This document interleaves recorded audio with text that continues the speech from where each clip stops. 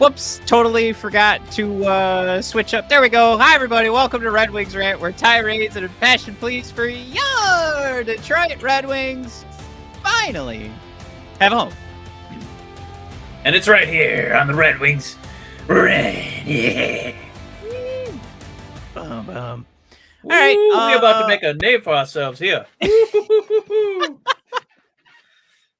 Man, it has been fun watching all the Deadpool stuff. I think I'm I'm torn because we don't know if our group chat, if one of our friends has actually watched the movie yet, but I want to share all the fun videos. So now I just share them with Mike all the time. Yeah. All the crowd reactions to Wolverine. You know what? If you haven't seen it yet, you don't really care. But him putting on his cowl, I think I've watched that video. It's got to be hundreds of times, easily. I mean, sitting in bed watching it over and over and over. I gotta say, there's a couple scenes in that movie that are so good. It's gonna be the first Blu-ray I buy in probably 4 years. I haven't bought like something to rewatch on my own at my discretion, not waiting for it to be available on a streaming network in years. And this movie is gonna bring me back. I think, yeah, like the second it's on like video on demand, even if it's like $24.99 to rent, I'm going to be renting it and then I'm going to be buying it. I'm going to make sure that Hugh Jackman and Ryan Reynolds get even more money. I'm so happy for them. That's such a good movie. Mike. Yeah. We're going to turn in an episode today that will feature maybe a couple of potential roster cameos, because we're going to talk about the 2024-25 roster. Mike, with some prospect infusion. Mike, we're going to talk about what would happen if we were successful, and we're looking at post deadline. And Mike, I've got one roster that fucks. Yeah, best case scenario roster. I like that. Jared, really excited that we never start on time, and now we're starting early, and then you get an ellipses for that, Matt. I'm sorry, Jared. I thought about you earlier today. I texted Mike and I was like, hey, if we could start anytime close to 6, that would really help me out. And then I thought, how's Jared going to respond to this? That was the second thought out of my, like, we set it was the a tender moment, like we Wolverine holding that frame up, in that classic cartoon image, and then of a Jared comment. Yeah. Corey thrown out there, why aren't they signed? With some expletives that we got our expletive out of the way. I realized, Corey, you just understand the Yzer plan. Anything that you might enjoy just doesn't happen. Corey, this isn't the Yzer plan. It's the Yzer plan. For anybody not watching the live show right now, that's his last name. Jim, what's going on? Welcome. I feel like we ran into a sad and sorry streak there, Jim, where we were only running into you about halfway through the episode, and I think sometimes you were behind on the stream as well, so you were commenting on things that we were a half hour beyond. So I am incredibly happy, Jim, that you are here right at the start of the episode.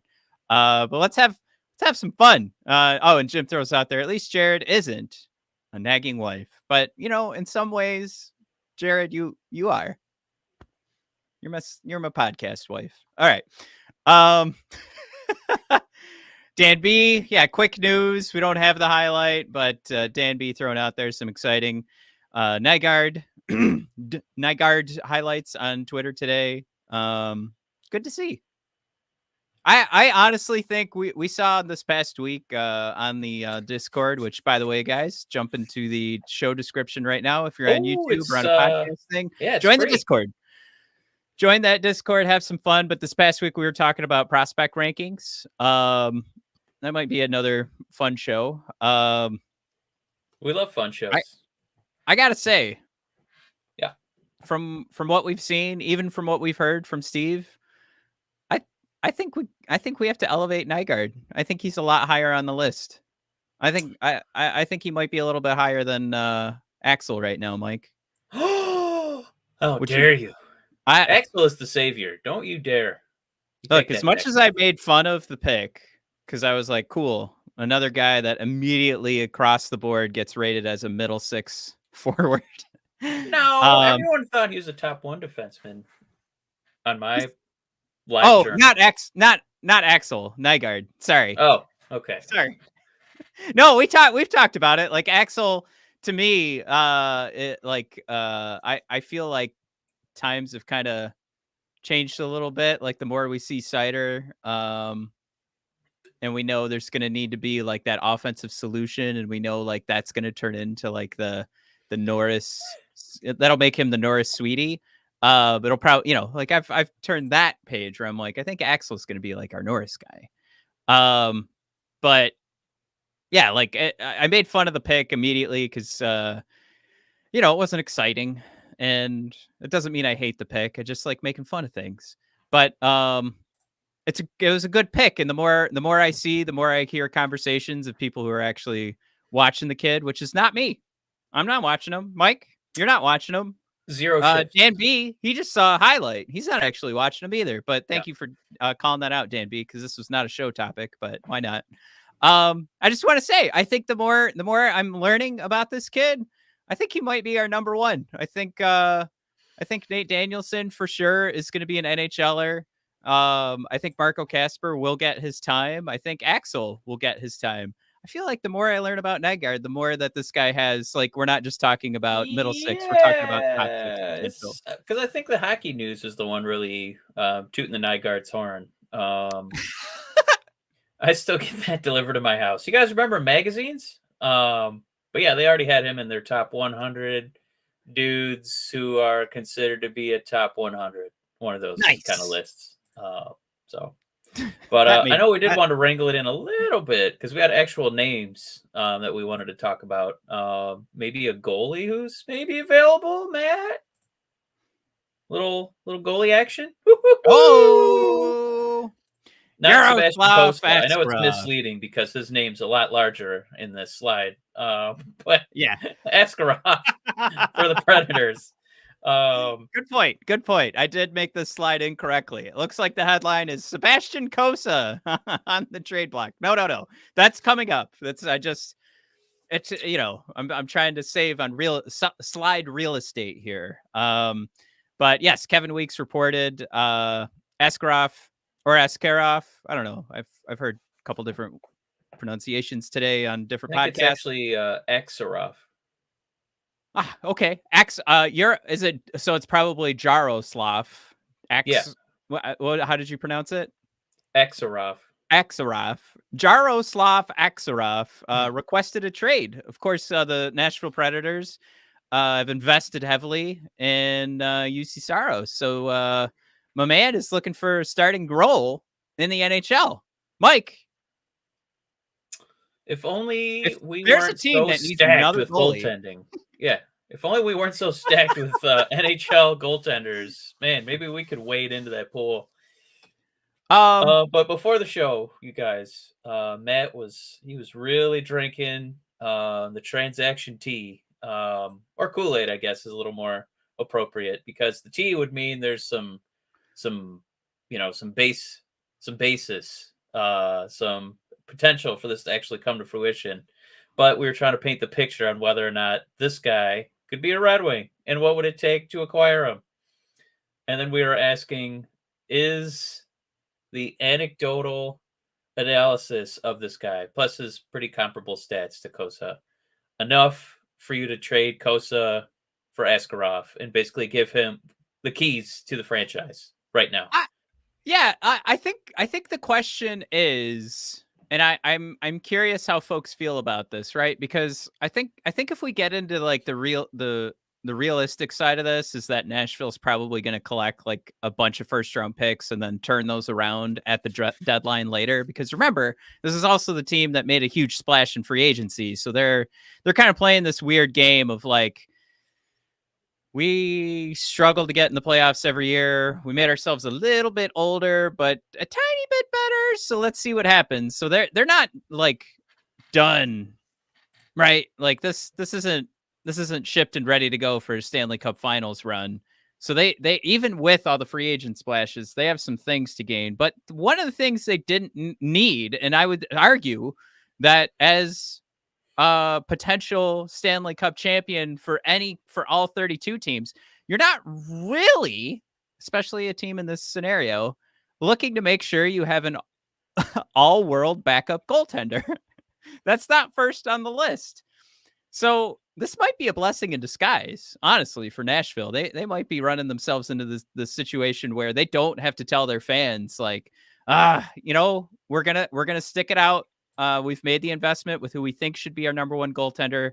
So Askarov's gonna help us build out our team a little bit more. Instead, Askarov did the hard work. He went to his boy Kevin Weeksy and he said, "Weeks, I need you to send out this tweet. I got to get moved to San Jose stat." I'm just kidding.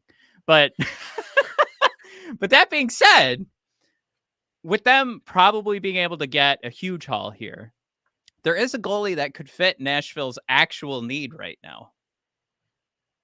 He could stick in the AHL. He's going to very happily do that for the Detroit Red Wings this season.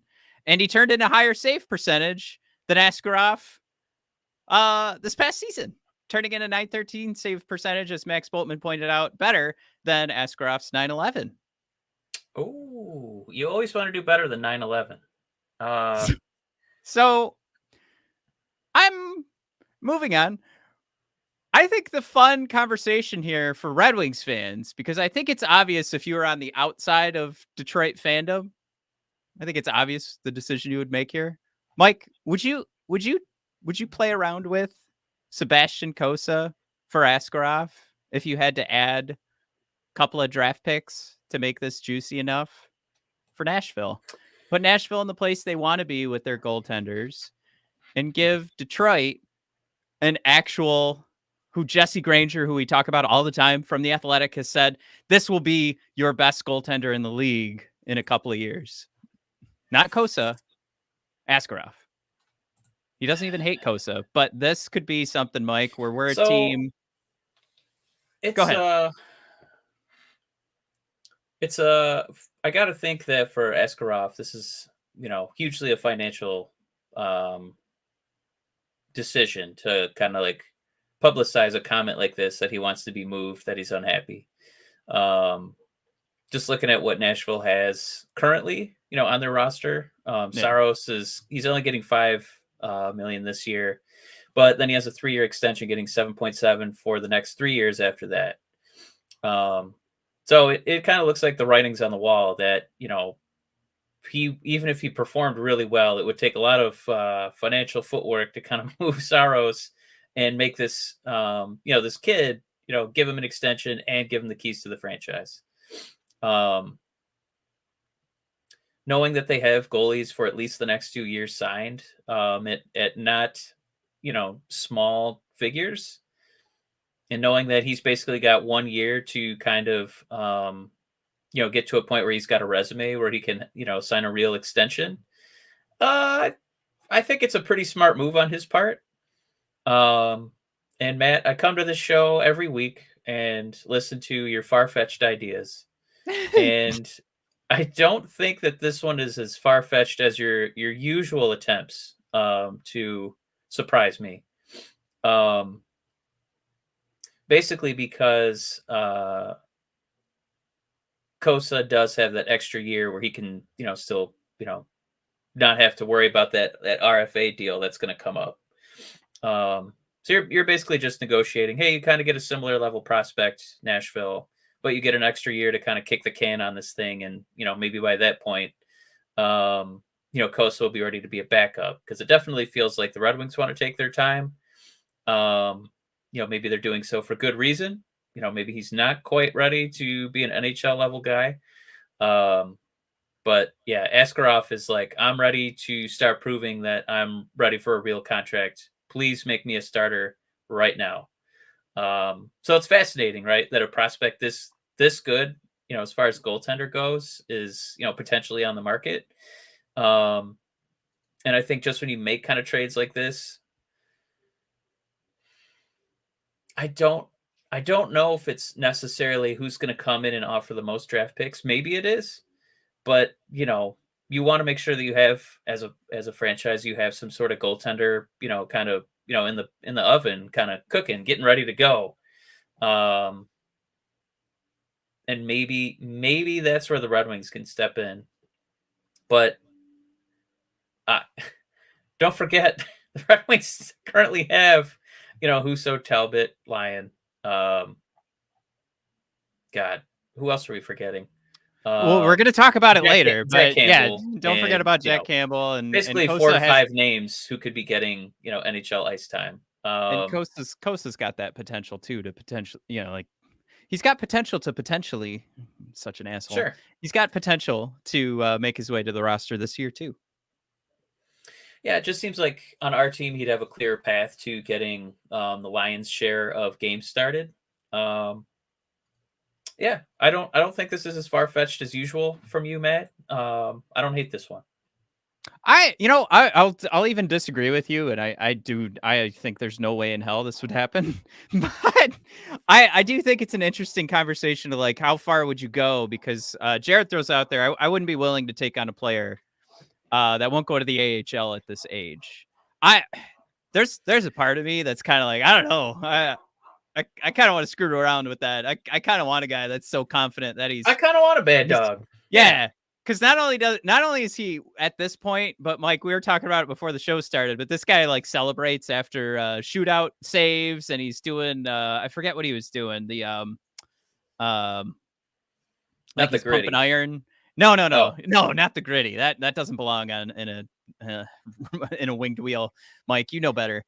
But just just a guy that's got a little bit more attitude attached to him. Now Dan B throws out there Berggren in a first and Husso. I mean, yeah, like Dan, you flirt. Stop it, you flirt.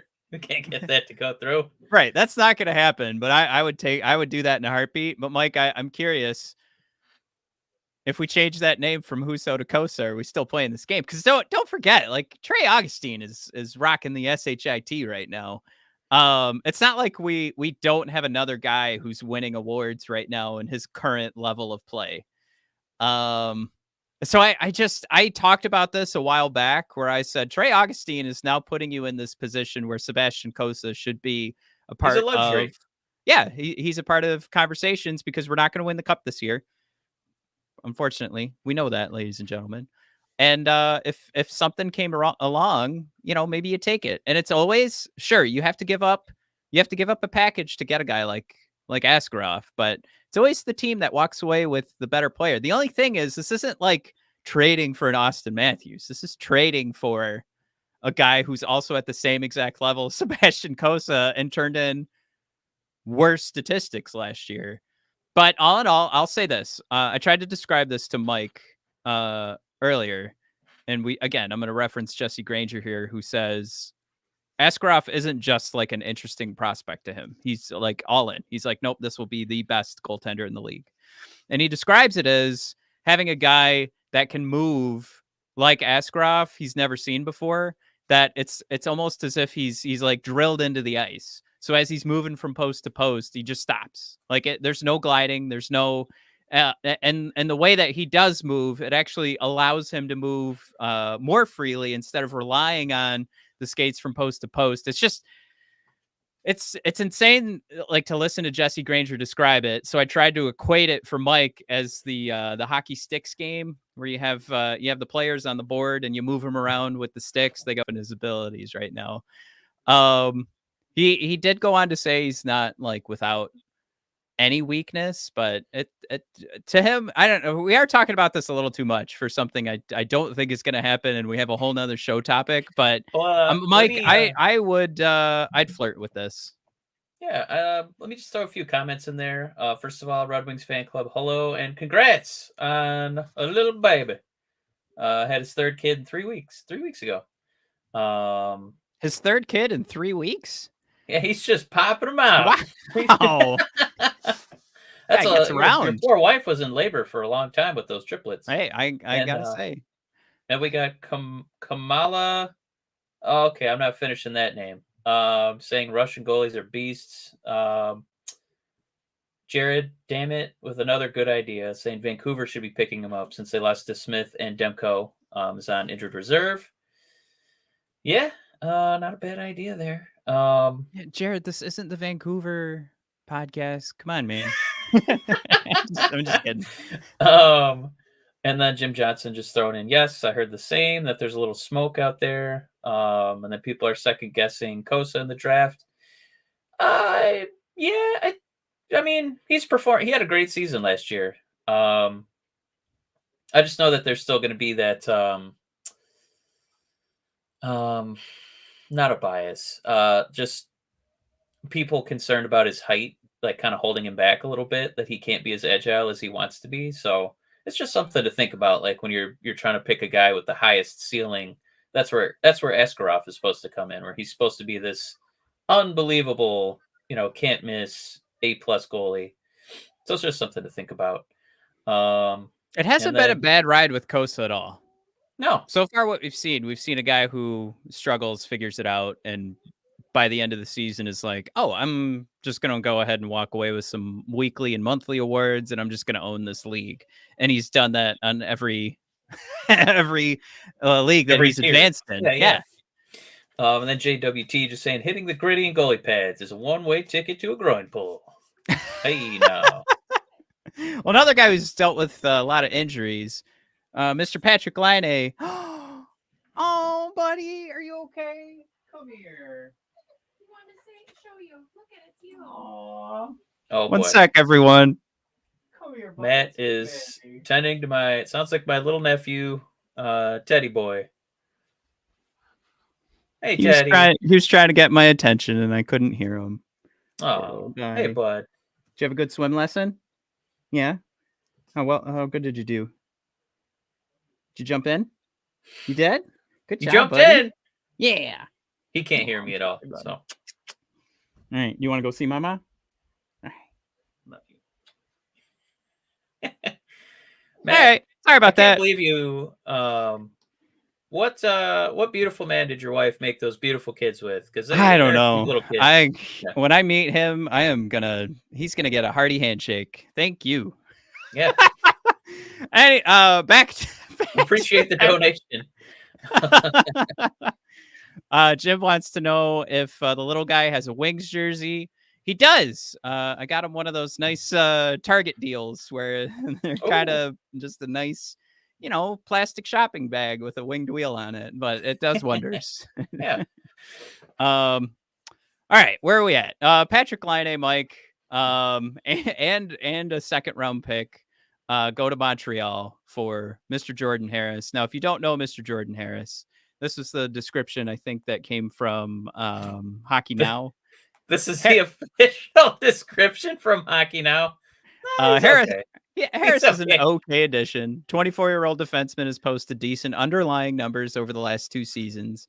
While he's steady, a 5'11" blue liner lacking offensive ability, has a pretty limited ceiling. He'll likely play on Columbus's third pair this season, and that may ultimately be the ideal role for him in his career moving forward. All right. Mike, did we bring this up because we think we should take on an $8.7 million contract? I think the only way we would have been in ideas if they took Husso. That's it. There's no other way to make this work. I'm going to make the argument that Montreal gave up nothing. And we could have offered Columbus something to help their roster. Mike, they need some grit. And in that middle 6, possibly bottom 6. Possibly the 6th. They need a center that comes in with a strong jaw, He's got a nice short name. One syllable. Yeah. No. Oh. Bottom 6. We're talking forwards, Mike. We gotta give defensemen. Okay. No, we gotta help Columbus refill out this depth chart. Mike, I think we could have gotten Columbus to hold some of that little salary. Yeah, if we could have given them, I honestly, Mike, he's one of the best defensive centers in the league. Top 100 in the league, bottom 6 centers. Got to say, off the top of my head. I feel like people there are not 100. There are not 100. They gave up on this guy, right? He went from the Dusty Trails in Winnipeg, and then he's in the Dusty Trails, as a blue jacket. Did you not know where I was going with that? What even is a blue jacket, Matt? Did you not know where I was going with that? I want to give him Andrew Copp. Mike, Man, we you let can't get rid of the copper. They got to retool here. He's just about cured. He's healed from his core surgery. He's never felt better. The argument I was going to make was just that we have some pieces that I'd be very happy to get rid of and would probably do a little bit better to fill out this roster. We could have taken a chance on Laine and tried to get Columbus to hold on to some salary. But I mean, like, this just goes to show how like desperate they were to move Laine, and possibly not have to retain anything because they got absolutely nothing back. But I think there is a world where you could have probably given something a little bit juicier and gotten Columbus to retain a little bit. But Fun I'm just fact, throwing that out there. Guess the top paid player for the Canadiens. I don't know, Suzuki, who's. Ooh, I totally forgot they were still paying Carey Price. Carey Price, number one. Yeah. Their second highest paid player is now Patrick Laine. Oh, nailed it. Yep. That would have been a huge get. I think destroying our cap flexibility, which I know that Steve loves more than anything else. But I would still keep an eye out because this trade is still like the situation's still worth monitoring because now Montreal's a couple got to move something. Jim Johnson throws out there Vrana and Laine should be on the same team. Interesting because Vrana just signed a PTO with the Washington Capitals, Mike. It's gone full circle. Vrana's back with the Caps. The trade is now null and void. Anthony Mantha trade has gone full circle. I just want to throw that out there. Forgot that happened. But yeah, good call out, Jim. No, I think that this trade, I don't know if anybody in this chat listening to this show was dying to, get in on Patrick Laine at that number. But yeah, a little salary retention. If you could have moved, a Husso, a Cop, a Sherratt, somebody making way too much money and reallocated it towards a guy who has 40 goal potential, I don't think people would have killed it. But we're also kind of up against it ourselves because we have $17 million allocated for arguably two of our best players, arguably our two best players defensively and scoring wise. Yeah, I mean, you almost had, if you were going to go for this, it would have to be an Andrew Kopp move because that's one of your highest salaries still on the team. But yeah. Can you just take all of our overpaid guys? Here's Ben Sherratt, Andrew Kopp, and that's what it would take. Is there a guy on this team that's not overpaid right now? Larkin. Okay. Yep, did I say that fast enough? I meant to say it even faster. Okay. You are right. I kind of jumped the gun on that one. But you've got Ben Sherratt, Justin Hall, Patrick Kane not getting paid enough. Valeno, even Michael Rasmussen probably getting overpaid, and then Tyler Mott is Watch arguable. How much we love Mott. Tyler Mott, yeah, the 800,000 will probably become my new favorite player, and we'll continue saying like all season, like, oh man, can you believe Mott's only getting paid $800K? Just wait till Gustafsson is your best defenseman. All right, last piece of the conversation here, Mike. Let's do it. Some offer sheets came in. Damn it! Philip Broberg, Dylan Holloway. Go ahead. No, if you guys have kind of paid attention to the story, Philip Broberg and Dylan Holloway have been informed they are St. Louis Blues. Oilers not matching. We have talked about the Red Wings putting in bids for offer sheets ever since the show has started. Every single offseason we've said, please, let's get in on this. I think the Blues fans are pretty psyched that their management team is being so aggressive and making these moves for guys who are not even, probably worth the money that they're getting paid. Nope. But there's kind of been that back in our day, there was a gentleman's handshake that we just didn't sign each other's offer sheets. We just wouldn't do that to a fellow GM. And the Blues management is like, I never got that memo. I haven't heard anything about that. I don't have any emails that say we don't sign offer sheets. Offer sheets are a perfectly legal way to build your roster. And we thought the best way to get players of this caliber was to make offers that neither of them could refuse at the exact same time. And it would have taken Edmonton a lot of shenanigans to bring those guys back into Edmonton. So, yeah, I think we made a pretty smart move. We picked up two guys that we like. We followed them in the minors, and now they're on our team for a long time. For a little bit of an overpay, sure, but that's what it takes in free agency. You take their value and you chunk it up by 25 to 50%. So, boom, two new players. Suck it.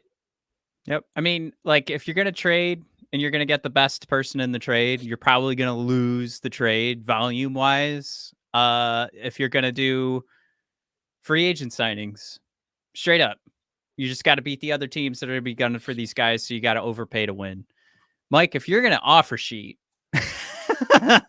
you're going to double lose on how much you're paying, but you also don't have to find some way to time travel and get first round picks on your team because you could just go steal them from Edmonton.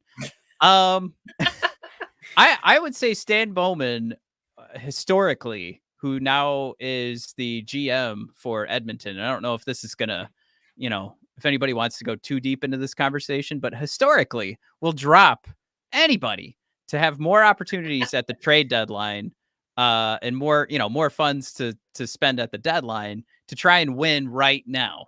He is not about the future. We saw that with the Blackhawks. The second he had his core, he just throws guys right to the wolves because there's another opportunity in front of him or the cap's changing and the guys are just getting overpaid. And he's screwed his own team over quite a few times on overpaying guys.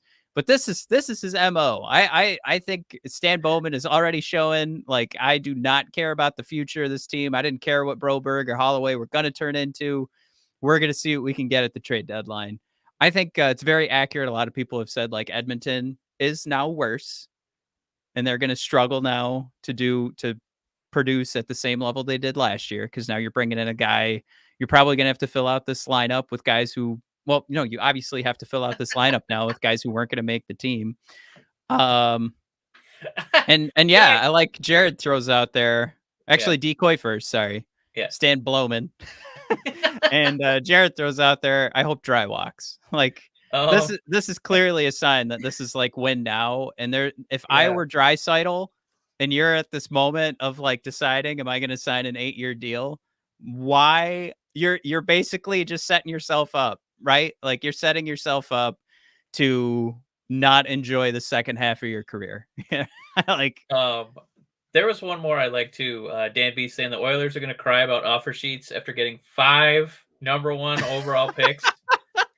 Yeah, suck it, Edmonton. The fans might, but clearly the front office is they even announced early. I thought that was funny. They were like, "No, we're not going to wait till the end of the day. They can have them. It's fine." This just puts the Blues on my short list of teams that I admire for like aggressiveness in terms of like player acquisition. So when people give the Maple Leafs grief, I'm like, yeah, I know, but they're like, damn it, let's get like 3 incredible players, and then we'll just figure out the rest of the roster. Maybe we don't win any playoff games, but god damn it, we're going to be exciting. Or Tampa Bay just saying, hey, let's put the Cooch on injured reserve the whole year, pick up some dudes, reactivate them in the playoffs where there's like no salary cap. We'll just make that work. Boom, they did that. St. Louis is like, haha, take that, Edmonton. What's the name of their GM who made this move? It slipped me again. Stan Bowman. Bowman, I'm sorry. For St. Louis is Armstrong. Yeah, Armstrong. He had a really good line about this. Yeah, he had a really good line about this too. That would you have still done this if Ken Holland was managing Edmonton? And he's like, hell yeah, I would. He said, I would do it if my own mother was managing the Oilers. I still would have swooped in and signed these 2 players. So, are you ready? Have you heard about the conspiracy theories? I've not heard about that, but I have heard that I just really want to make sure that the Blues get all their flowers, that they've kind of had this in the works for a while. Because when you sign these offer sheets, we've talked about it. Like you have to give up your own draft picks. You can't give up draft picks that you've acquired from other teams. So they went out and traded like extra late round picks to reacquire their own picks to make sure that these moves were available. Yeah, because Also, you'll I can't remember you'll what there was some pie in the sky restricted free agent that we wanted for the Red Wings. We were like, is it worth it to give up Red Wing picks? So that's kind of what had my mind going on that. But yeah, they've been plotting this for a while. Does that kind of connect to what you were talking about? There's two things. While we're talking about the offer sheets, you guys will recognize the numbers here that St. Louis came right under, as high as you could go, but right under the compensation they were willing to give up. Because Holloway's at 2.290. So he's at that third round pick range. And then Broberg, what's his final number? 4.58. So yeah, he falls right under. He's in that second round pick. So you're like Armstrong's just like, hey. But the conspiracy, we'll run this real quick because I do want to ask a question about this pertains to Moritz Seider, Lucas Raymond. There's also a question in the chat of who would you guys go after right now. I think there's some fun answers, but real quick, that this is all part of some master plan that best friends Armstrong and Ken Holland put together. Because apparently the news is Holland was supposed to sign these guys back in January. They said, no, just get it done. And the conspiracy theory is that Holland did a whoopsie. And you're talking about how long they've been putting this together. Holland does a whoopsie. And this was all a big conspiracy where Ken Holland was just gifting these guys. And he he didn't sign them on purpose so that Armstrong could come swoop in and steal them. Just it would be absolutely that insane. Would be pretty cool. Yeah. Some people like immediately wrote that off and they're like, no, that wouldn't happen in the NHL. And then I thought about it and I was like, I mean, like I don't know, like the relationships you make at like work and the conversations you have when people aren't around, like I think I legit would do this. I think I legit would help out my GM friends and screw over my old team. I don't care. Well, you know what's funny about he's in the Hall of Fame. This is not remotely a new concept in the NBA. Teams regularly just sign offer sheets for restricted free agents, and then they just get maxed out by their own teams anyway. But you just do it to make sure that they get that max money. Yeah, it's so commonplace. It literally just happens all the time. We're like, I'll throw out a max for him, and so the team that has his rights can match, of course, but it's not like this at all, where it's just up in arms like they're treating it in the National Hockey League. I do want to point out one quick thing too that I don't think we've touched on. Yeah, like an offer sheet is not just this insidious, one interested party transaction. Like the players have to sign. So Broberg and Holloway are like, sick, I want to get a raise. Edmonton's trying to lowball me. Yeah, I'll go play in St. Louis. Fuck it. So those guys signed the deals. They wanted to move. It's not just the Blues are evil, twiddling their mustaches and rubbing their hands together. They told these guys, hey, we'll give you a bump. We believe in you. How about some ice time over here in St. Louis? They're like, yeah, okay, that's good. It's honestly, we've talked about it for quite a while now on the show. Like it's good for the players too. Like overall, like if this turns the market and more offer sheets get signed, then the players will start, like their value will start to increase. And again, there's other sides to this as well. The players had to sign, but also like Stan Bowman had to make this a not priority as well. So he could have definitely signed these guys as soon as he got in. And those guys may have been offered contracts that weren't, again, like maybe Holland offered them contracts. And they're like, no, screw that. Or I guess Holloway did get an offer, or Broberg did, because he got like $1 million or $1.5 million, and St. Louis was like, how about an extra $3 million? But it's good overall for the NHL. I think more of it should happen. The players should start to get paid more. And for as much chaos that would cause on every team's cap, it's actually gonna make the cap go up. Like the owners are not just gonna stand for that. If you it's really gonna change the about league. tinfoil hat stuff and conspiracy theories, those are the ones I'm more concerned about. That the old men running this league are like, no, don't give those players more rights. You've That's seen how it went bad. bananas, in the NBA, where suddenly these guys were, demanding trade offers, and we had to do it. This, like, the NHL in almost every facet is 10 years behind the NBA, because the NBA passed that point where they used to have all their players sign these 7-year wild, $100 million mortgages. And now they are forced because of like negotiations between ownership and the players that, you can only have it for so long, and everybody kind of makes money in tiers now. Yeah. Yeah, I mean, this is kind of, this move for me is more exciting than it probably could be or should be, just because it does open the door to, like you said, start making these guys feel like when they hit RFA status that they can actually get a raise and go play somewhere they want to, instead of feeling like whoever drafts you gets to keep you handcuffed to the bed for 8 to 9 years.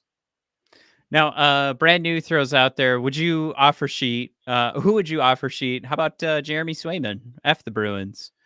I think that's interesting, but I'm trying to look through his contract right now because I think he's arbitration eligible, and I don't know if you can. I don't know what the rules are to see who can sign the offer sheets and who can't. But Mike, I'll tell you this: there's two guys on the top of this list right now that could sign an offer sheet. And they're both on the Detroit Red Wings. Mike, I want to come back to this list. Mike, is there a world, like we were talking about, like $9 million, right, for Seider? We're anywhere between that $8 and $9 million. We were like, sign it, give him 8 years. So you have to go above that. Same thing for Lucas Raymond. Was like, I think if it's around 7 or 8, I think the Red Wings would match. So think about a team that's trying to win Moritz Seider and Lucas Raymond away from Detroit. Mike, you're talking about this 9 to 11 mil range. God forbid we're talking about over 11 for, but let's just pretend this is in the 9.16 to 11.45. I think that, especially with some of the contracts that have been signed recently, I think that's very reasonable that the offer sheet would be in that range and try to get up to like the 11.45 so that the Red Wings can't match or wouldn't be able to. Like, what if somebody did exactly what St. Louis did and offer sheeted both to the max? Then the Red Wings just couldn't afford it. They'd have to give up on one, right? Mike, number one, let's do a couple questions here. Mike, is 2 firsts, a second, and a third round pick? First of all, the only team that could do that is like maybe the Ducks or the Flames. Yeah, why not? F shit up, bro.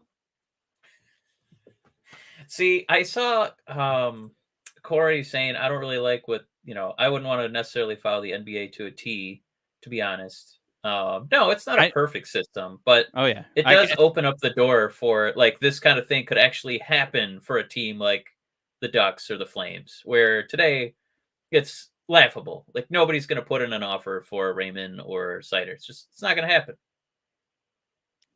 But if it did, no, I think right now for let me I'm gonna pull up Puckpedia. Let's do this. Like, how many teams could actually pull that off? It's two. Yeah, it's the Ducks and the Flames. Nobody else has the cap space to do it right now. So let's take a peekaroo. Hey, the Red Wings have enough cap room to sign both of those guys. So you're talking about a Ducks team who has, potentially a winner here in Trevor Zegras. They still have Troy Terry. I mean, the rest of the roster ain't great. Of course, they just picked up Robbie Fabry from us. There's not too much going on here, but once you move down to like their list of prospects, you can have a little bit more fun and see how they could really Carlson, McTavish. Yeah. Fast forward the rebuild, because they've brought in enough guys where you add, again, you're adding a top pair defenseman and a top line forward. You're good to go. You don't have to wait a couple more years and hope that the draft lottery works out for you. Nope. You pick them up right now, 20 mil, drop them, And now the Red Wings, 2 firsts, a second, and a third. Well, I guess you couldn't do both, right? Because they don't have 4 firsts, 2 seconds, and 2 Yeah, thirds. that it couldn't be the same team. You just Yeah. don't have the draft picks And for it. all right. Well, let's say one of them, right? Let's get rid of. Oh my God, Mike? Can you let me get rid of Moritz Seider? Jesus. Mike, would you? Is that for you? Is that I'm not even thinking about it? I'm signing them. I'm keeping Lucas Raymond and Moritz Seider. Are you kind of looking at that 2 firsts, a second, and a third round pick, and you're starting to like? I don't know. I don't think anyone in this chat will, or us, but I think Steve would think about it. Yeah. Steve would be like, I could keep middling around and pick up for like the next 5 years. I could have 5 more forwards that are like 6 foot to 6'2", strong, strong on the boards. I could have 6 more of those guys. Maybe a couple of them make it to the NHL, or Mike, I can just sort of like reset again. Because I'm not going to the Stanley Cup Finals this year anyway. And now I'm getting 2 firsts, a second, and a third round pick. That's I mean, Matt, I don't want to entertain this idea for too long because that would set the franchise back so many years. I don't know if we can really stomach a 12-year rebuild. Well, tell you what, Mike, I agree with you. We wouldn't do that. But I tell you, though, that week of podcasting would be so much fun. But Mike, we don't get to think about that. Instead, we're going to talk about the 2024-25 roster. That's what the episode's called. So thank you for podcast listeners who stuck around for 47 minutes for us to finally get to the topic of the show. Yeah, I mean, the offer sheets are kind of have a lot of juice to them because they always exist and no one utilizes them. No one. Like it's a 32 team league now, and we get 1 day of offer sheet signing, and it's news because it happens so infrequently. Yeah, I mean, I think it was mentioned on The Athletic where it's like, this is kind of fun because normally we do draft day, we do free agency, we do trade deadline, and spot it. So it's nice to have like an extra element to be tossed in here to have another show topic every now and then. But we did come pre-built with a show topic, Mike. Ooh. I don't know. We've talked a lot today. We could sign off and save this for next week, but I feel like we might have to, if only because we have like 3 rosters that we want to look at, and we've seen them play like no games together. Well, first of all, there's the basic B depth chart. If we want to, we'll jump in here and see how interested everybody else is here in the chat. But basic B depth chart, Mike, when I described it to you before the show started, it's just like, this is what run of the mill. It's like Puckpedia is like, I think this is pretty good. I think if anybody was putting one together, I think, online, any podcast, I think this is pretty close to what like Max was putting together. That third line, you keep Max going. Boltman of Max the Athletic. Boltman. Max of Boltman the Athletic. Yeah. That third line, Rasmussen, Kopp, and Fisher, that's everybody's favorite wet dream line. But then on the top 6, some mix up of DeBrincat, Larkin, Raymond, Tarasenko, Comfort, Kane. Do you want to have the cat playing with Kane and during 5-on-5? Do you want to make that flip? You're fine either way. Defense, you got Sherratt, Seider, Edmondson, Petrie. I do have Johansson subbing in. I think that was the move I switched on Puckpedia for Olli Maatta. I wouldn't worry about that. I would do that one in pencil because Steve is going to put him right back in the old minors there and play a little Justin Hall, 3.4 mil. Let's go. Now here's the scary thing about this roster, Mike, is that we had probably I think Max Boltman also referencing again. The 6.4 million that we're paying defensemen to be the 7th and 8th defenseman. That's pretty scary. That's not fun to think about, Mike. Or the added cost of Husso, another $4 million. So almost $11 million unused money. 11 mil. Let's go. Hey, we could have Seider and Raymond signed if we didn't have all those contracts to worry about. Hey, no. One of these days. Yeah. If that damn Ken Holland didn't leave such a barren cupboard, Steve wouldn't have been forced to sign all those contracts, Mike. Yeah, I think one of Anyway, our just kidding. commenters mentioned that, and we didn't give them their flowers for it. That was brand new with his Sleepy Joe icon there, icon photo. But yeah, man, it sound like you're on a roll. But I just want to make sure we got a few of those comments in there. Most teams that have cap space, they agree. Oh, Ben Years from the Kraken, his extension. That was noted as well. We haven't really touched on that, and if that has any impact on Raymond's number. Jim, who knows? Because other NHL teams are operating as if, camp starts in a month, and the Red Wings have not signed their two best players. So who knows if that will impact anything at all. We do have one of our many Dans is back. Dan A. Matt, what can an offer sheet on the Burger Man look like? $1.5 mil? Wings probably wouldn't match. What was the compensation on that?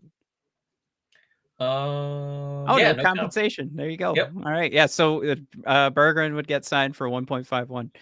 Dan A, no Mazer, no Danielson, no Kasper, no bueno. Hey, I hear you. That's why I called that one my basic B. I was just like, all right, this is probably what everybody's gonna load up. This is more than likely what's gonna happen. Is it exciting? Absolutely not. But the scary part, Mike, I think you nailed it. Second scary part, Mike. We were like the healthiest team in the league last year. Despite all the Dylan Larkin injuries, we were super, super duper healthy. So let's just look at our 20-game losing streak roster where we do take out, I don't know, who's most likely to get hurt again. The old one with one hip. One with one hip. Yeah. Nailed it.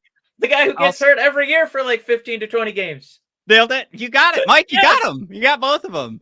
Oh, Larkin and Kane.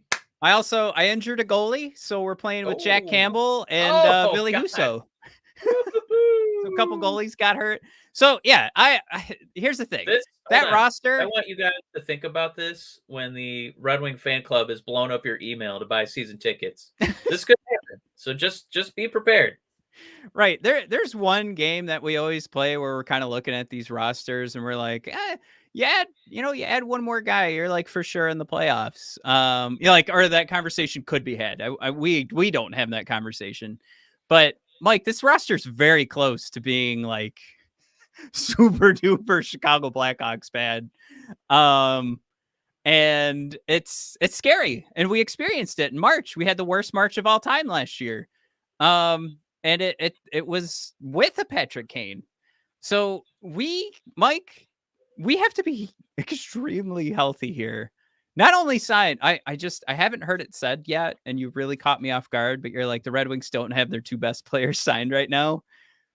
That's insane. And nobody said it that way to me before, but that really shook me. But we're assuming this happens. Sure. But somebody's going to get hurt. And what if it's Moritz Seider? What the fuck are we going to do on defense? This team is hanging, a lot of minutes for they're Jeff hanging by a Beasley, thread, Mike. I tell you. Yeah. I just wanted to call that out because, again, it was something Max called out. Like, the shooting percentage was phenomenal last season. The health was phenomenal last season. So we're very close, Mike, to this 20-game losing streak roster. But here's the thing. We called out the first two because I think they're boring. Oh, the second one's super exciting. It would be podcast galore. Oh my God, would I eat this up? But if you want to have fun and you guys want to experience some actual win in hockey, I think the next two are more likely than the last two. So not the last two we just looked at, but the last two on my list. I think they're more likely. Up too is there's a fun lineup coming too, right? You know what? Should we just jump to the really fun one? Because the next one is just like training camp goes pretty good. I mean, before you do that, Decoy said, my dream line is Sable, Stacy Keebler, and Tori Wilson. God bless you, Decoy, for keeping the Attitude Era alive. Let's go. Nailed it, Decoy. Nailed it. Dan B forgot I didn't put future considerations anywhere on this roster.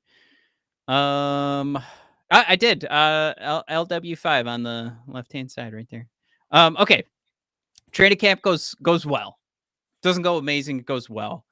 We pretty much keep the top six. But now you can, Mike, now you can pencil in Marco Kasper. And you know what? Gosh darn it, Mike. And Marco Kasper's taking over for Christian Fischer. Gosh darn it, Mike. Berggren is going to make the team. He's gonna be on that fourth line with Joe Veleno and Tyler Mott. Gosh darn that goofball. He's gonna make it.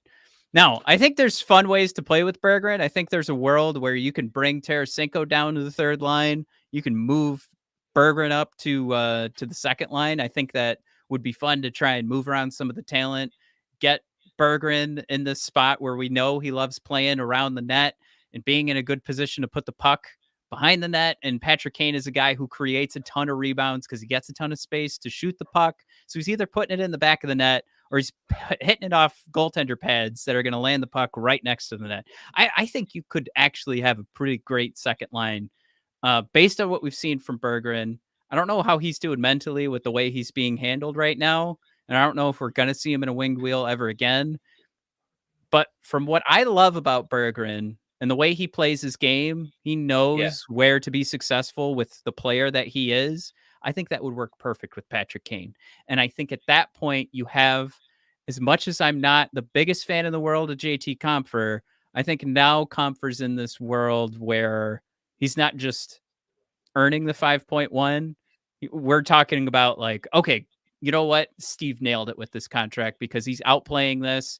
He's playing with a couple of guys who can produce, and he's doing a great job. Like we saw in, like in a couple of spurts last year playing with Lucas Raymond. I will not forget that cross ice pass that him and Lucas put together, like right around the end of the year in December.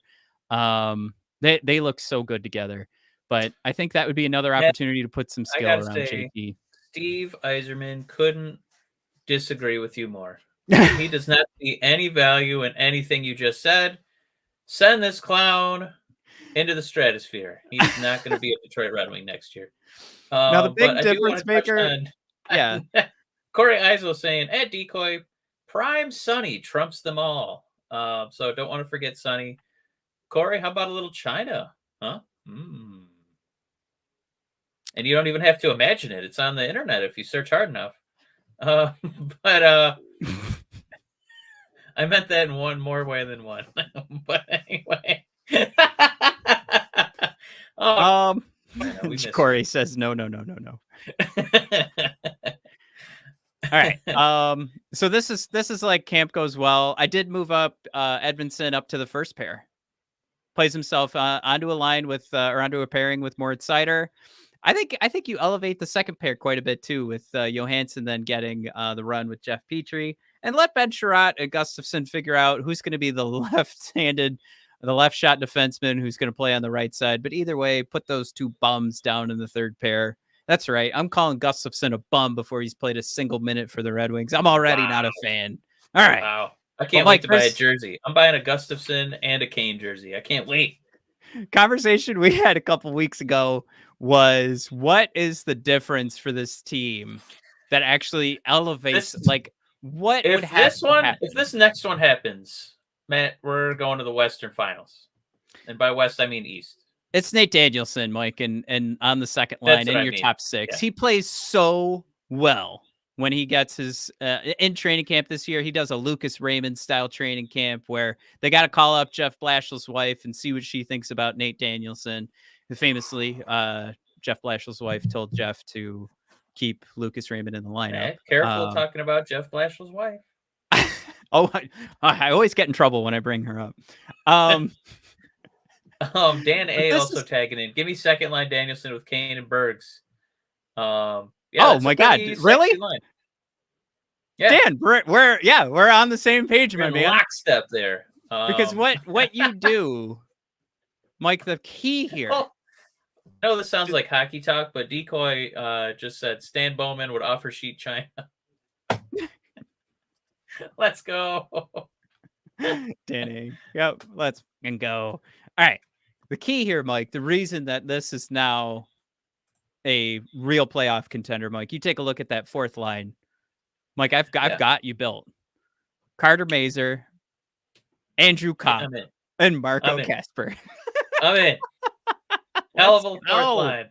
All right. Now I'm very tempted actually to just put Joe Veleno in there and just let Andrew Kopp Like, I don't care. Just sail off into the sunset. Work on that core, my man. See what happens there. But this is it. This is we can finally be excited for this season. And it's not just another, well, let's get through these 82 games and then we'll see what happens in the draft and free agency. Nope. No. Nate Danielson plays his way onto this team. And you've got a playoff contender. Okay. He'd have to play his way onto the team. We're up against it. Okay. We're at our hour. But I gotta say, this lineup probably takes a step back from where this. But this lineup makes me want to answer those emails for season tickets because I'm not buckled in to watch and pay hundreds of dollars to watch Comfer and Cop bumble around as the main centers. But if there's some scenario where, by God, Nate Danielson, no, he probably won't play 20 minutes a night. But if he can find a way to crack this lineup and just give us like 8 to 10, and I'm still getting the Patrick Kane showtime. I'm getting Lucas and Seider re-signed. Like DeBrinket's actually stopped hitting posts and he starts hitting some net. Yeah, this is a product I want to invest in. So if in any way this gets out into the internetscapes and starts teaching the algorithm, and the algorithm goes somehow to Steve, man, this is what I want to see. These are the guys I want to see. Now, for every comment like Jared, yeah, that second line would get burned every shift. Don't forget that right now we are set up to get burned every shift with Tarasenko and Kane on the same line. So don't forget that aspect of it. This is not something where it's like just about like having fun and putting the prospects in like prominent spots. It's about moving this other talent around and more like to a space that actually makes sense. Like Tarasenko on your second line, that's not a Stanley Cup contender. Tarasenko on your third line, getting some power play minutes. Somebody just did that last year and won a Stanley Cup. Okay, that's where you're winning. So I hear you, Jared. Jared, I love you. That second line was getting burned with what everybody has already been putting in there with Tarasenko and Kane. So at least maybe you've got some younger legs. I think that's a fair assessment on my part. Look at with the guys getting burned. I feel like that's an Yzerman mentality. And Jared, I mean that as a compliment and a dig at the same time. Because this Red Wing team is so obsessed with, we got to make this incremental improvement. And if only we'd had like 1 or 2 more points go our way next season, we would have made the playoffs and we would have got our asses kicked in the first round. Because we've basically, tied ourselves to guys who are no longer here. I don't know. We had 2 just about 20 goal guys who are gone, who I think when we looked at the deep cut stuff, it didn't really matter that they were here, that they're gone. As much as we love Kasper, he was a terrible defenseman. He was really bad at his job, like his job title. He wasn't good at that part. So, I mean, we thought that we were, I don't know, doing a one-shot, right, to get in, and we didn't. So if the goal is to kind of see how these guys act with live bullets, yeah, it's really early, but it's not for Berggren. It's not really for Kane. So if those 2 guys, can find a way to kind of, drag Danielson along with them, let's give it a shot. I don't hate it at all. I hope this team gets decimated by injuries so we can see this lineup come to fruition, Matt. Dan A's point is, goddamn, man, you're making my day. He's on my side with Andrew Copp. He says, Sure. how we would have made the playoffs last season? This is a great point. If we'd played Edmonton in December when our D was getting destroyed every damn game. Edmonton just didn't get it. He didn't get it. He needed 3 more months in the AHL, and then he understood how to play hockey. That's what it was. He really needed to understand how to dominate minor leaguers. Yeah. He didn't need to learn anything at the major league level. Yeah, Jared, you forgot that Berggren got more time in the AHL, so now he's smarter defensively. So we're good. This guy is going to be the most brilliant fucking defensive forward you've ever seen in your life. Yeah. With how many games he's had to toil away with down there. Woo! All right, we're gonna skip ahead to the last one here because this one's called "This Team Fucks." Mike, we drop every prospect and draft pick that Matt did not did show not me make this the slide team. until now, you guys. He did not show me this slide. All right, we drop Dylan Larkin to the second line. Comper's on the third. Cop's just gone. We got Joe Veleno running the fourth line. Mike, that's because Leon Draisaitl is now on your first line with Alex DeBrincat and Lucas Raymond on either side of him. Mike, your second line, Nate Danielson and Patrick Kane. That line's just going to absolutely roll. Casper Comfort, just bankrupt myself buying Red Wing jerseys and season tickets? This can't happen. This is too much. I can't buy a Draisaitl and a Patrick Kane and a Gustafson it's too many jerseys, Matt. No, I can't do it. I'm vetoing this move. To do this on Puckpedia, I did trade away. I had to give up to Edmonton. I can't wait to see what needed another gave away. Yeah. They needed another center. So you know what? Generous Matt. It was so rough. I had to give up Andrew Copp. Wow. I did gave up Axel just to make it make sense. Oh, come on. Gave up 3 first-round picks. Just gone. I can live with the picks, but the X-Man, no. I did give up Trey Augustine, but I'd mess around with Costa since he's closer. I just gave up the whole farm because I think you have a winner here, Mike. I think a team that runs Dylan Larkin on the second line is a Stanley Cup contender. I'm not fucking around. That's not really too much of a leap. That's not much of a hot take. Larkin would be the greatest number 2 center in NHL history. No, it's not going to happen with Stan Bowman because he's always in win now. So that means he can't give up Leon Draisaitl right now because technically he's signed. Dan A continues to cook. He's just cooking on that keyboard. He'd buy so many pizzas to see this happen. I just love the idea that Dan A's at home right now with his buddies watching this, just being like, I'm gonna keep fucking with these assholes that don't know what they're talking about, and he just gives me more lines. I don't think that's the case at all. Dan, I'm falling in love, man. Like you're Dan, this is so much fun. I'm gonna take it a step further. I would sell so many pizzas. I would put on that pizza Little Caesar outfit and sell pizzas on the corner. Mike, I really do. Like, if you want to say we're one player away, that's right, Mike. We are one super duper star away. One we're having fun. Acquired. Yeah. So this is not happening. Yeah, but this team fucks, Mike. All right, I guess that's it. My last 2 slides were just recapping the new era. It's just Matt's hat porn here. Yeah, just. Oh, how did that get in there? Oh, God. Where's the sports channel? All right. Oh, Gary. All right. The only comment here was that I was so excited for New Era to take over hat responsibilities. Yeah. And I could not be more disappointed in the turnout of just like, I don't know, just red.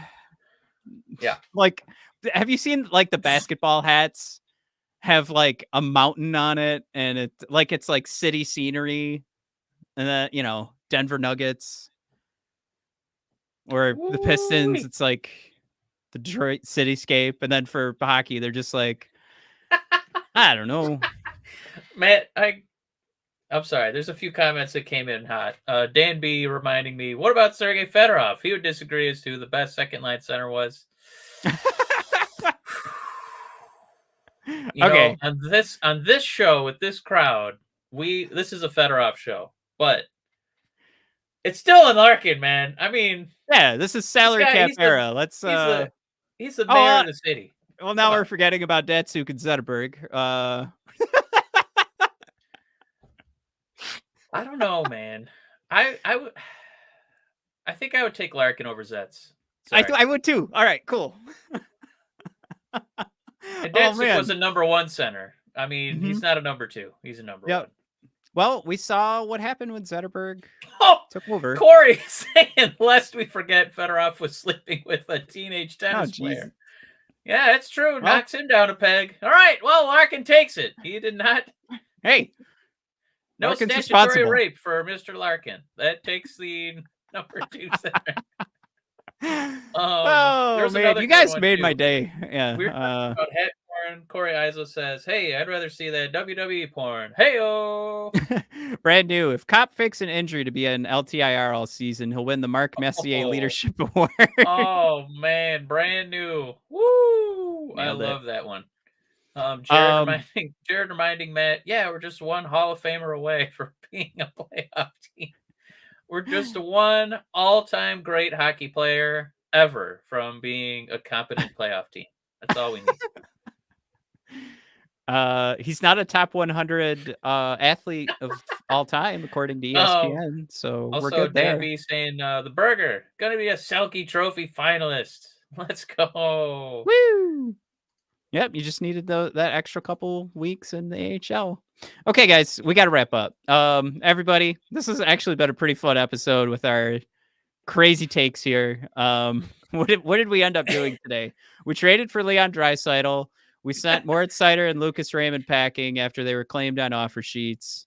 After they signed offer sheets, and We then traded our top goalie prospect for a goalie prospect who's never played before and is grumpy and mean. And Yeah. well, you know, we couldn't get the trade done with Columbus. We just decided we couldn't do it. So we don't have Patrick Laine, guys. But hey, you know what? We're trying to be aggressive here for you because your GM, he's not.